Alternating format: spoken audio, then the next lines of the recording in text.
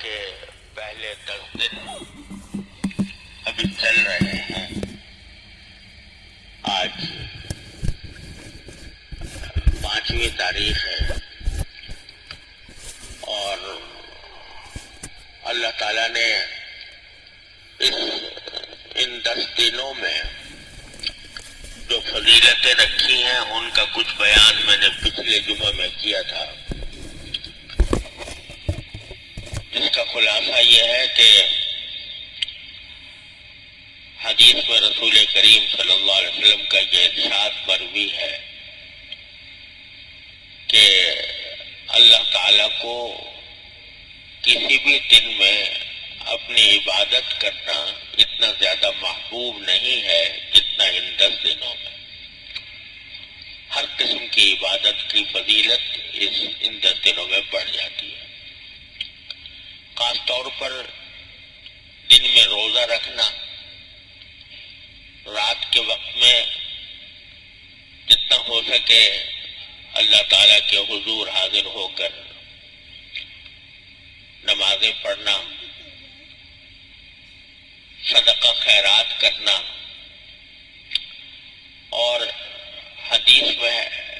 تحلیل اور تکبیر کے الفاظ بھی آئے ہیں کہ لا الہ الا اللہ کا کثرت سے پڑھنا، اللہ اکبر کا کثرت سے پڑھنا. اور جیسے شاید میں نے پچھلے جمعہ بھی عرض کیا تھا کہ ان دنوں میں آدمی کو چاہیے کہ یہ جو تکبیر ہے، تکبیر تشریق جس کو کہتے ہیں، اللہ اکبر لا الہ الا اللہ اللہ اکبر وللہ الحمد، اس کا کثرت سے ورد کریں، چلتے پھرتے اٹھتے بیٹھتے. اور اگر بلند آواز سے بھی کرے تو کوئی حرج نہیں ہے. بازاروں میں جاتے ہوئے بھی، گھروں میں داخل ہوتے ہوئے بھی، گھروں سے باہر نکلتے ہوئے بھی اللہ اکبر لا الہ الا اللہ واللہ اکبر وللہ الحمد، یہ اللہ تعالیٰ کی کبریائی بیان کرنے کے دن ہے. لیکن 9 ذی الحجہ سے پہلے یہ تکبیر بہتر تو ہے کہ یہ آدمی پڑھتا رہے، واجب نہیں. لیکن 9 تاریخ سے عرفے کا جو دن 9 تاریخ ہے، اس کی فجر سے لے کر اور 13 ذی الحجہ کی عصر تک ہر نماز کے بعد بلند آواز سے یہ تکبیر پڑھنا واجب ہو جاتا ہے.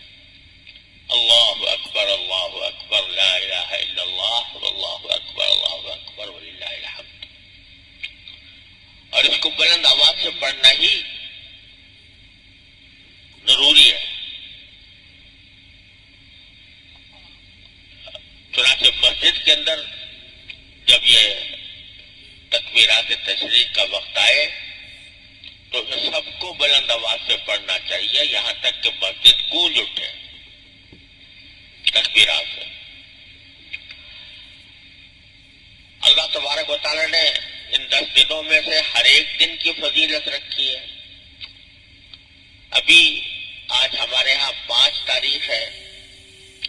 سعودی عرب میں 6 ہوگی، اور پرسوں اتوار کے دن وہ وہاں سے حج کے ارکان شروع ہو جائیں گے. مینا میں لوگ جا کے مقیم ہوں گے، اور 9 تاریخ کو جو ہمارے ہاں 8 تاریخ ہوگی، ہمارے ہاں جہاں 8 تاریخ ہوگی اور وہاں 9 ہوگی، تو سب لوگ سارے حجاج عرفات میں جمع ہوں گے. تو اللہ تبارک و تعالی نے عرفے کے دن کو ان 10 دنوں میں سب سے زیادہ فضیلت دی. عرفے کا دن 9 ذی الحجہ، وہ سب سے زیادہ فضیلت کا دن ہے. جیسے میں نے پچھلے بیان میں عرض کیا تھا کہ 10 دن جو گزر رہے ہیں، یہ 10 دن دنوں سے مراد 9 دن ہیں، ان 9 دنوں میں سے ہر ایک دن ایک روزے کا ثواب 1 سال کے روزے کے برابر ہوتا ہے۔ اور عرفے کے دن اگر کوئی شخص روزہ رکھے تو اس میں رسول اللہ صلی اللہ علیہ وسلم کا یہ ارشاد مروی ہے کہ مجھے اللہ تعالیٰ کی رحمت سے امید ہے کہ ایک عرفے کا روزہ 1 سال پہلے کے اور 1 سال بعد کے گناہوں کو معاف کر دے گا۔ یہ بات میں پہلے بھی کئی مرتبہ کہہ چکا ہوں کہ یہ جو حدیثوں میں آتا ہے کہ گناہ فلاں عمل سے گناہ معاف ہو جائیں گے، فلاں عمل سے گناہ معاف ہو جائیں گے، تو اس سے مراد صغیرہ گناہ ہوتے ہیں، چھوٹے گناہ۔ جو کبیرہ گناہ ہوتے ہیں وہ بغیر توبہ کے معاف نہیں ہوتے، اور جن گناہوں کا تعلق بندوں کے حقوق سے ہوتا ہے، کسی بندے کو کوئی نقصان پہنچا دیا، اس کو کوئی تکلیف پہنچا دی، اس کا کوئی مالی حق ضبط کر لیا، یہاں تک کہ اس کی غیبت کر دی اور اس کے اوپر بہتان لگا دیا، یہ گناہ کسی بھی عمل سے معاف نہیں ہوتے، بلکہ انسانوں سے جب تک معافی نہ مانگی جائے، جن کا حق طلب کیا گیا ہے، اس وقت تک معاف نہیں ہوتے۔ لیکن چھوٹے موٹے گناہ جو ہم کرتے رہتے ہیں، ان کے لیے یہ کفارہ بن جاتا ہے 1 سال پہلے کے گناہوں کا اور 1 سال بعد کے گناہوں کا عرفے کے دن کا روزہ۔ یہاں ایک بات کی وضاحت بہت ضروری ہے جو آج کل بکثرت لوگوں کے دلوں میں پیدا ہوتی ہے کہ 9 ذی الحجہ کو یوم عرفہ کہا جاتا ہے، اور اس لیے کہا جاتا ہے کہ 9 ذی الحجہ کی تاریخ میں حجاج جو حج کرنے کے لیے گئے ہوئے ہیں وہ میدان عرفات میں جمع ہوتے ہیں اور وہاں پر وقوف کرتے ہیں، کھڑے ہو کر ذکر، تسبیح، دعا اس میں مشغول ہوتے ہیں۔ تو میدان عرفات میں اس وقت چونکہ لوگ جمع ہوتے ہیں، لہذا اس دن کا نام یوم عرفہ ہے، رکھ دیا گیا یوم عرفہ اس کا نام۔ اب بعض حضرات کے دل میں یہ خیال ہوتا ہے کہ پھر تو یوم عرفہ اور اس کی تمام فضیلتیں اس دن ہونی چاہیے جس دن حجاج وہاں عرفات میں مقیم ہیں، لہذا عرفے کا روزہ بھی اس دن رکھنا چاہیے جس دن حجاج عرفات میں وقوف کر رہے ہیں۔ اب ہمارے ہاں وہ دن ابھی 9 ذی الحجہ سے پہلے آتا، ہمارے ہاں 8 ذی الحجہ ہوگی اور سعودی عرب میں 9 ذی الحجہ ہوگی۔ چنانچہ حجاج جو ہے عرفات کے اندر ان کا جو وقوف ہوگا وہ 9 ذی الحجہ کو ہوگا، اور وہ ہمارے ہاں 8 ذی الحجہ ہوگی۔ تو بعض حضرات سمجھتے ہیں کہ یہ یوم عرفہ کے روزے کی جو فضیلت ہے یہ اس دن ہوگی جس دن حاجی عرفات میں جمع ہو رہے ہیں، اور وہ ہمارے لحاظ سے 8 ذی الحجہ ہوگی۔ تو اس وجہ سے وہ سمجھتے ہیں کہ اس دن کی روزے کی جو فضیلت ہے وہ وقوف عرفات کے ساتھ منسلک ہے، اس کے ساتھ نکھی ہے، اور جب وہاں جمع ہوں گے تو اس وقت ہم روزہ رکھیں گے تو عرفے کی روزے کی فضیلت ہوگی۔ اس میں یہ بات تو میں پہلے کہہ چکا ہوں کہ ان 9 دنوں میں سے کسی دن بھی روزہ رکھے تو آدمی فضیلت ہے اس کی 1 سال کے روزے کے برابر، لیکن یوم عرفہ کی جو فضیلت ہے وہ 9 ذی الحجہ کی وجہ سے ہے، 9 تاریخ کی وجہ سے ہے۔ یہ نہیں کہ جس دن عرفات میں حجاج حقیقتاً جمع ہے وہ دن ہمارے لحاظ سے یوم عرفہ ہو، یہ بات صحیح نہیں ہے، بلکہ اصل فضیلت ہے 9 ذو الحجہ کے دن میں روزہ رکھنے کی۔ اب تاریخیں چاند کے حساب سے مختلف جگہوں پر بدلتی رہتی ہیں،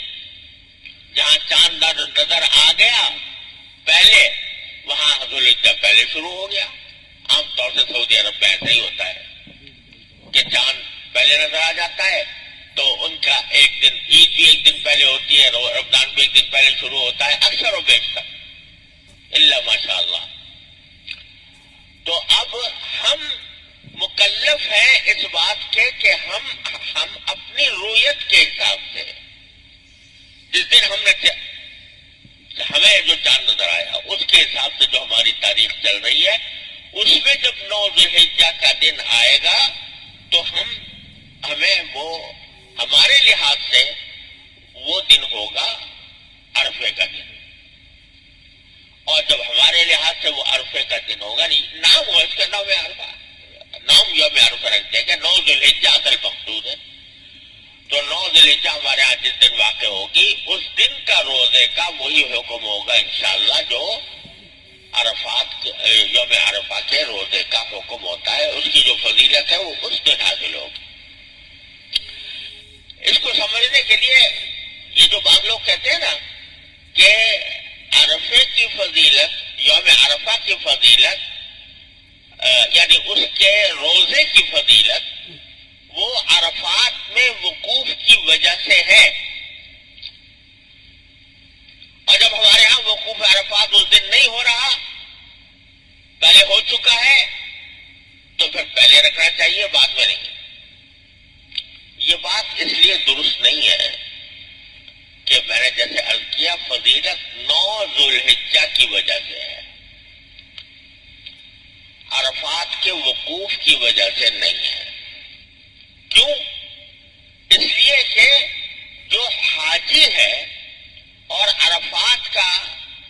میں وقوف کر رہا ہے،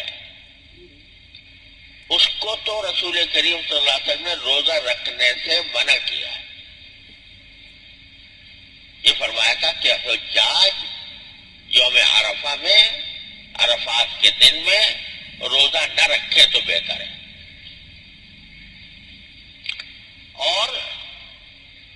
خود رسول کریم صلی اللہ علیہ وسلم نے یہ بات بتانے کے لیے حدیث میں آتا ہے کہ آپ اونٹنی پر سوار تھے اور لوگ سب لاکھوں کا مجمع تھا، تو نبی کریم صلی اللہ علیہ وسلم کو حضرت ام ہانی نے ایک گلاس میں دودھ یا پانی بھیجا، کیونکہ یہ مسئلہ چل رہا تھا صحابہ کرام کے درمیان کہ آیا رسول کریم صلی اللہ علیہ وسلم آج کے دن روزے سے ہیں یا نہیں ہے، آپ نے روزہ رکھا ہے یا نہیں رکھا۔ تو حضرت ام ہانی نے یا کسی اور خاتون میں، میرا حافظہ کمزور ہو گیا ہے، مجھے نام بعض اوقات ناموں میں اشتباہ ہو جاتا ہے، انہوں نے ایک گلاس میں، پیالے میں یا گلاس میں پانی یا دودھ بھیجا۔ آپ اونٹنی پر تشریف فرما تھے، تو آپ نے وہ پیالہ یا گلاس لے کر سب کے سامنے پیا، یہ بتانے کے لیے کہ میرا روزہ نہیں ہے۔ تو جو حاجی ہوتے ہیں ان کے لیے روزہ رکھنا کوئی فضیلت کی چیز نہیں ہے۔ کیوں؟ اس لیے کہ وہاں وہ ان کی اصل عبادت اس دن وقوف ہے، اور روزے کی حالت میں نشاط کے ساتھ اور حاضر دماغی کے ساتھ وہ وقوف کی عبادتیں انجام نہیں دے سکتے، اس واسطے ان کو منع کیا گیا ہے۔ الا یہ کہ کوئی بہت طاقتور آدمی ہو جو روزہ رکھ کر بھی وقوف کا حق ادا کر سکے تو اس کو ناجائز بھی نہیں ہے کرنا، لیکن افضل یہ ہے کہ روزہ نہ رکھے۔ تو معلوم ہوا کہ روزے کا وقوف عرفات سے کوئی تعلق نہیں ہے، وقوف عرفات کا تعلق جو ہے وہ روزے کا تعلق 9 ذوالحجہ کی تاریخ سے ہے.